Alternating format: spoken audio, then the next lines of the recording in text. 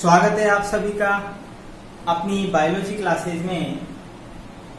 रासायनिक समन्वय के अंदर हमने आज अधिवृक्क ग्रंथि यानी एड्रिनल ग्लैंड को पढ़ना है। इससे पहले हम कई ग्रंथियों को पढ़ चुके हैं। आज हम अधिवृक्क ग्रंथि के बारे में पूरा विस्तार से पढ़ेंगे। सबसे पहले अधिवृक्क ग्रंथि का उद्भव कहां से होता है, तो एक्टोमेसोडर्मल अर्थात अधिवृक्क ग्रंथि जो होती है उसका परिवर्धन एक्टोडर्म और मीजोडर्म दोनों परतों से होता है। ऐसा क्यों है, तो उसको आप यहां हम समझेंगे कि अधिवृक्क ग्रंथि में दो भाग होते हैं। बाह्य भाग कॉर्टेक्स होता है, अधिवृक्क कॉर्टेक्स, जबकि आंतरिक भाग अधिवृक्क मध्यांश या मेडुला। तो बाह्य भाग जो होता है वो मीजोडर्म से बनता है, जबकि आंतरिक भाग मेडुला एक्टोडर्म से परिवर्तित होता है। इसलिए हम अधिवृक्क ग्रंथि का ओरिजिन एक्टोमीजोडर्मल बताते हैं। स्थिति की बात करें तो एक जोड़ी अधिवृक्क ग्रंथि वृक्कों के ऊपर टोपी के समान, जैसा आप यहां देख रहे हैं डायग्राम के अंदर, वृक्क यानी जो किडनी है उसके ऊपर आप देख रहे हैं एक टोपी के समान अधिवृक्क ग्रंथि होती है। चूंकि वृक्क के ऊपर होती है इसीलिए इसे अधिवृक्क ग्रंथि या दूसरे शब्दों में हम सुप्रारीनल ग्लैंड भी कहते हैं। रंग की बात करें तो पीला रंग होता है, येलोइश कलर की होती है और लगभग 5 ग्राम इसके अंदर वेट होता है। अन्य नाम की अगर हम बात करें तो अधिवृक्क ग्रंथि को 4S ग्रंथि भी कहते हैं। क्यों कहते हैं 4S ग्रंथि? Salt, sugar, stress and sex, अर्थात ये 4S जो है, यहां पर साल्ट मतलब नमक या जो लवण होते हैं, शुगर ग्लूकोज, स्ट्रेस तनाव और लिंगी हार्मोन, यानी कहने का मतलब है ये ग्रंथि साल्ट के जो लवण है उनके नियमन करती है, शुगर का नियमन करती है, तनाव का नियमन करेगी। तनाव परिस्थितियों में जब तनाव आता है व्यक्ति को उस समय इससे हार्मोन सीक्रेट होते हैं और ये सेक्स से रिलेटेड हार्मोन भी स्रावित करती है, अर्थात लिंगी हार्मोन भी स्रावित होते हैं। तो इसलिए हमने इसको 4S ग्रंथि भी नाम दिया है। इसके अलावा और भी कई नाम होते हैं। इसको हम 3F ग्रंथि भी कहते हैं, इसको संकटकालीन ग्रंथि भी कहते हैं, इसको हम आपातकालीन ग्रंथि इमरजेंसी ग्लैंड भी कहते हैं। आगे पढ़ेंगे कि किस तरह से ये हमें संकटकालीन परिस्थितियों से बचाती है, फिर आपको बताएंगे। नेक्स्ट हम बात करते हैं कि स्ट्रक्चर क्या होती है। यदि हम अधिवृक्क ग्रंथि की स्ट्रक्चर की बात करें तो अधिवृक्क ग्रंथि के चारों ओर कैप्सूल का आवरण होता है, चारों ओर संपुट का आवरण होता है। यह 2 भागों में विभक्त होती है। इंटरनल स्ट्रक्चर में अगर हम देखें तो अधिवृक्क ग्रंथि 2 भागों में बटी होती है। जैसा यहाँ आप देख रहे हैं, ये मान लो अधिवृक्क ग्रंथि है। जैसे हमने वृक्क के बारे में पढ़ा था, जिस प्रकार किडनी 2 भागों में बटी है, बाह्य भाग जो होता है वो कॉर्टेक्स होता है, जबकि आंतरिक भाग मध्यांश या मेडुला होता है। ठीक उसी प्रकार अधिवृक्क ग्रंथि भी 2 भागों में बटी होती है। बाहर का भाग आप देख रहे हैं, ये अधिवृक्क कॉर्टेक्स कहलाता है, अर्थात एड्रिनल कॉर्टेक्स, जो कि लगभग 80% भाग बनाता है, जबकि आंतरिक भाग अधिवृक्क मेडुला या मध्यांश होता है, जो कि 20% भाग बनाता है। यहाँ हम देखते हैं कॉर्टेक्स जो है वो बाह्य भाग है जो कि 80% बनाता है। उत्पत्ति इसकी मीजोडर्मल होती है, जबकि आंतरिक भाग जो है वो मेडुला मध्यांश होता है जो 20% है। उत्पत्ति इसकी एक्टोडर्मल है। यहाँ ध्यान रखना, कंफ्यूज नहीं होना है। ये आंतरिक भाग जो होता है, हम सोचते हैं आंतरिक भाग है तो वो एंडोडर्मल होगा, नहीं, ये एक्टोडर्मल ओरिजिन है, जबकि बाह्य भाग मीजोडर्मल ओरिजिन का होता है।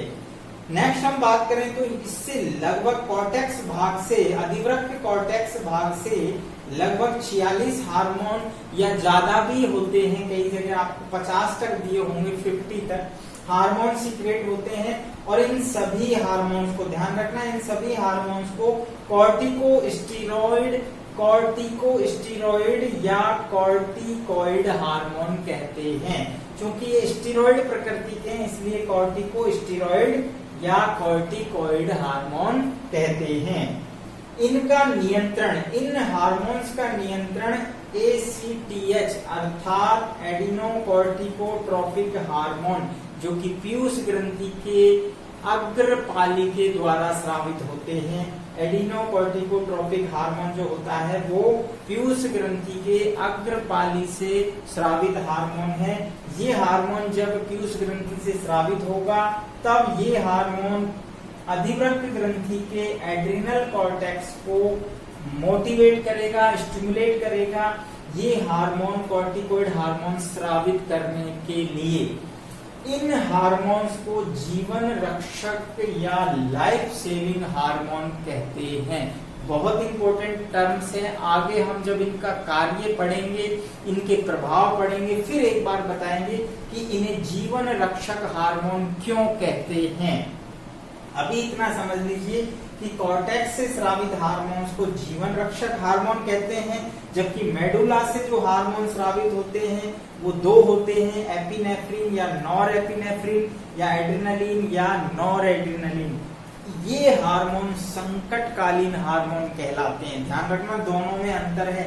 ये हार्मोन संकटकालीन हार्मोन है, इमरजेंसी हार्मोन है जो हमें इमरजेंसी कंडीशंस में हमें बचाते हैं, जबकि ये हमें जीवन रक्षक हार्मोन है उनके लिए तैयार करते हैं विपरीत परिस्थितियों में। तो दोनों के बारे में हम डिटेल से पढ़ेंगे। आगे हम देखते हैं कि किस प्रकार से कॉर्टेक्स से कौन कौन से हार्मोन स्रावित होते हैं और मेडुला से कौन कौन से हार्मोन स्रावित होते हैं। देखते हैं कि जो अधिवृक्क ग्रंथि है, अधिवृक्क ग्रंथि की संरचना में 3 भाग होते हैं। अधिवृक्क ग्रंथि की जो संरचना है उसके अंदर हमने प्रारंभ में 2 भाग देखे थे, अधिवृक्क कॉर्टेक्स और अधिवृक्क मध्यांश। अब हम बात करते हैं अधिवृक्क कॉर्टेक्स अर्थात जो एड्रिनल कॉर्टेक्स है उसमें कितने भाग होते हैं और उनसे स्रावित हार्मोन कौन कौन से हैं और उनके कार्य क्या होते हैं। तो अधिवृक्क कॉर्टेक्स के भाग, उनसे स्रावित हार्मोन व उनके कार्य। तो यहाँ हमने एक टेबल बनाई है जिसमें हमने अधिवृक्क कॉर्टेक्स के अंदर बताया 3 भाग होते हैं।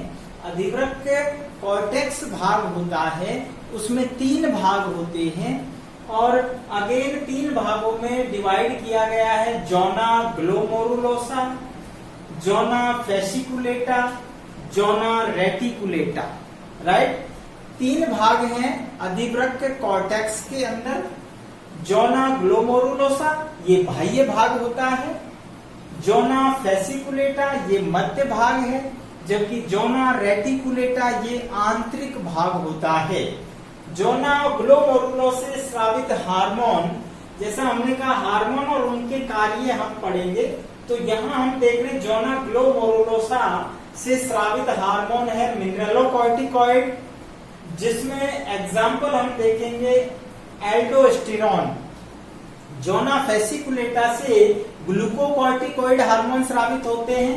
ग्लूकोकॉर्टिकॉइड हार्मोन जो है उसमें कॉर्टिसोल और कॉर्टिकोस्टेरोन आते हैं, जबकि जोना फेसिकुलेटा से लिंगी हार्मोन या सेक्स कॉर्टिकॉइड स्रावित होते हैं, जिसको हम सामान्य रूप से ये ग्रुप ऑफ हार्मोन होता है जिसे हम गोनेडोकॉर्टिकॉइड हार्मोन कहते हैं। गोनेडोकॉर्टिकॉइड अर्थात जो गोनेड से भी स्रावित होते हैं और इस जोना रेटिकुलेटा से भी स्रावित होते हैं। और इसमें हम वास्तव में देखते हैं एस्ट्रोजन, एंड्रोजन्स और प्रोजेस्टेरोन की सूक्ष्म मात्रा स्रावित होती है, बहुत सूक्ष्म मात्रा में। हम जानते हैं एस्ट्रोजन जो होता है वो फीमेल हार्मोन्स होता है, जब एंड्रोजन्स मेल हार्मोन होते हैं, एस्ट्रोजन फीमेल हार्मोन होता है, प्रोजेस्टेरोन भी फीमेल हार्मोन होता है। लेकिन ध्यान रखना ये जो है जोना रेटिकुलेटा से भी स्रावित होते हैं। तो एक एक करके हम बात करते हैं। मिनरलोकॉर्टिकॉइड जो हार्मोन है उसमें एल्डोस्टेरोन, जैसा नाम से ही यहाँ पता है। अब कार्य की बात करते हैं हम, इनके कार्य कि ये क्या कार्य करते हैं। मिनरलोकॉर्टिकॉइड जैसा नाम से ही पता है, मिनरल्स यानी खनिज लवणों का नियमन और नियंत्रण करेगा। तो मिनरलोकॉर्टिकॉइड याद रखना है, यहाँ पर बिल्कुल भी याद रखना बहुत आसान है। मिनरलोकॉर्टिकॉइड मिनरल्स को नियमित करेगा, इसलिए इसे लवण प्रतिधारक हार्मोन कहते हैं।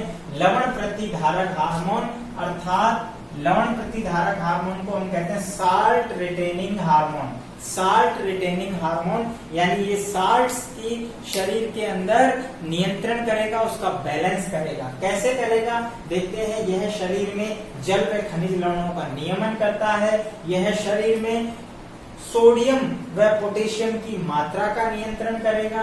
कैसे करेगा?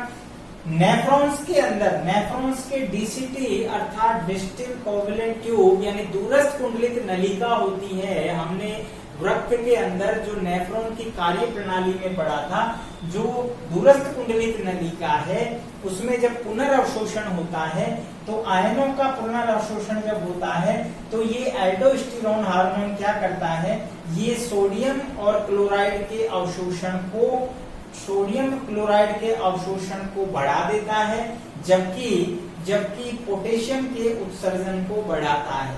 ध्यान रखना, सोडियम और क्लोराइड के तो अवशोषण को बढ़ाता है, जबकि पोटेशियम के उत्सर्जन को बढ़ाता है। तो यहाँ से क्या प्रभाव पड़ेगा कि रक्त के अंदर सोडियम और क्लोराइड की मात्रा तो बढ़ जाती है, जबकि पोटेशियम की मात्रा कम हो जाती है। राइट। इसके बाद आगे बढ़ते हैं। परासरण दाब व बीपी का नियमन करेगा। हम जानते हैं कि जो हमारे शरीर में ब्लड प्रेशर और जो आयनों का नियमन है उसके द्वारा परासरण दाब और बीपी जो है आयनों के द्वारा ही नियमित होता है। जब रक्त में आयनों का बैलेंस बिगड़ जाता है तो परासरण दाब भी बिगड़ जाता है, या यूं कह सकते हैं अनियमित हो जाता है, और ब्लड प्रेशर भी अनियमित हो जाता है। तो इन दोनों का नियमन कौन करेगा? एल्डोस्टेरोन अर्थात मिनरलोकॉर्टिकॉइड हार्मोन करता है, जो कि जोना ग्लोमेरुला से स्रावित होता है। यह शरीर में, अगर हम सीधे भाषा में कहें, इलेक्ट्रोलाइट्स के आयतन का नियमन करता है। इलेक्ट्रोलाइट्स क्या होते हैं? विद्युत अपघट्य। हमारे शरीर में जो विद्युत अपघट्य है उनके आयतन का भी नियमन करता है। और एल्डोस्टेरोन हार्मोन का जो नियंत्रण और नियमन है, ये हार्मोन जो स्रावित हो रहा है इसका नियंत्रण कौन करेगा? रेनिन हार्मोन और जीएफआर यानी ग्लोमेरुलर फिल्ट्रेट रेट, यानी जो निस्यंदन की, जो छनित्र की जो दर होती है, छानने की जो दर होती है, ग्लोमेरुलर फिल्ट्रेट रेट हमने पढ़ा था किडनी के अंदर, उस पर निर्भर करता है, उस पर निर्भर करेगा एल्डोस्टेरोन हार्मोन कब स्रावित होगा, कितना स्रावित होगा। तो ये बात क्लियर हो गई कि ये खनिज लवणों का नियमन करेगा हमारे शरीर में। नेक्स्ट हम बात करते हैं जोना फेसिकुलेटा। जोना फेसिकुलेटा जो है कॉर्टेक्स का मध्य भाग होता है, एडिनल कॉर्टेक्स का मध्य भाग है। इससे ग्लूकोकॉर्टिकॉइड हार्मोन, जैसा यहाँ भी नाम से समझ लीजिए, ग्लूकोकॉर्टिकॉइड अर्थात ये ग्लूकोज के नियमन को, या यूं कह लीजिए कार्बोहाइड्रेट के उपापचय के नियमन को नियंत्रित करता है, निर्धारित करता है। कब ग्लूकोज की मात्रा ज्यादा होगी ये डिपेंड करेगा ग्लूकोकॉर्टिकॉइड से। और इसमें जो एग्जाम्पल हमने लिए हार्मोन वो होते हैं कॉर्टिसोल और कॉर्टिकोस्टेरोन हार्मोन। कॉर्टिकोस्टेरोन हार्मोन, ये हार्मोन शरीर को ऊर्जा प्रदान करते हैं, और इसीलिए हमने इनको पिछले उसमें दिखाया था आपको, पिछले पार्ट के अंदर, कि ये जीवन रक्षक हार्मोन होते हैं। कार्य की बात कर रहे हैं हम, ये कार्बोहाइड्रेट का नियमन करेंगे। कैसे करेंगे? कार्बोहाइड्रेट का नियमन करने करने के लिए ये ग्लूकोनियोजेनेसिस को प्रेरित करते हैं। ग्लूकोनियोजेनेसिस हमने जो है लीवर के कार्य में पढ़ा था, ग्लूकोनियोजेनेसिस अर्थात जब ग्लूकोज का निर्माण वसा अम्लों से होता है, वसा अम्लों को तोड़कर ग्लूकोज बनाया जाता है, तो इस क्रिया को ग्लूकोनियोजेनेसिस कहते हैं। इसके अलावा यह क्या करता है, लिपोलाइसिस करता है, अर्थात लिपोलाइसिस का अर्थ है लिपिड का अपघटन करके ग्लूकोज बनाना। प्रोटोलाइसिस को प्रेरित करता है, प्रोटीन का अपघटन करके ग्लूकोज को बनाता है। यानी अल्टीमेट ये हार्मोन ग्लूकोज की मात्रा को बढ़ाता है, रक्त में ग्लूकोज को बढ़ा रहा है, इसलिए इसको हम हाइपरग्लाइसीमिक हार्मोन कहते हैं। ध्यान रखना, हाइपरग्लाइसीमिक हार्मोन दैट इज वो हार्मोन जो ग्लूकोज की मात्रा को बढ़ाता है। कैसे बढ़ाता है? लिपोलाइसिस के द्वारा, प्रोटोलाइसिस के द्वारा और ग्लूकोनियोजेनेसिस के द्वारा। इसके अलावा ये क्या काम करता है, रक्त में आरबीसी की संख्या को बढ़ा देता है, जबकि डब्ल्यूबीसी की काउंट को कम करता है। ध्यान रखना, आरबीसी बढ़ाएगा जबकि डब्ल्यूबीसी को कम करेगा। इसके अलावा कोलेजन, इसके अलावा देखिए प्रतिशोधज एंटी इंफ्लामेटरी रिएक्शंस जो होती हैं, प्रदाह रोधी या सूजन रोधी हार्मोन भी है, अर्थात ये सूजन रोधी हार्मोन है, प्रदाह रोधी हार्मोन है। साथ ही साथ कोलेजन तंतुओं के निर्माण को रोक देता है। ये जो कोलेजन तंतु बनते हैं उनको रोकता है, इसीलिए गठिया रोग में जो अर्थराइटिस रोग होता है वहां इसका उपयोग किया जाता है, उसमें ये सहायक होता है, क्योंकि अर्थराइटिस में जॉइंट होते हैं, उनमें सूजन आ जाती है, उनमें इन्फ्लामेटरी रिएक्शंस होते हैं, तो ये उसके प्रतिरोधी हार्मोन है। ध्यान रखना, एंटी इन्फ्लामेटरी हार्मोन है। इसके अलावा यह प्रतिरक्षी निषेधात्मक यानी यहाँ जो एंटीबॉडी बनते हैं, एंटीबॉडी के प्रति ये विरोधी हार्मोन होता है। अब एंटीबॉडी का मतलब क्या होता है, हमारे शरीर में जब कोई बाहर से कोई फॉरेन चीज आती है, चाहे वो बैक्टीरिया हो, चाहे वायरस हो, या कई बार अंग प्रत्यारोपण भी करते हैं, तो उसके प्रति भी हमारा शरीर एंटीबॉडी बनाता है और उसका विरोध करता है।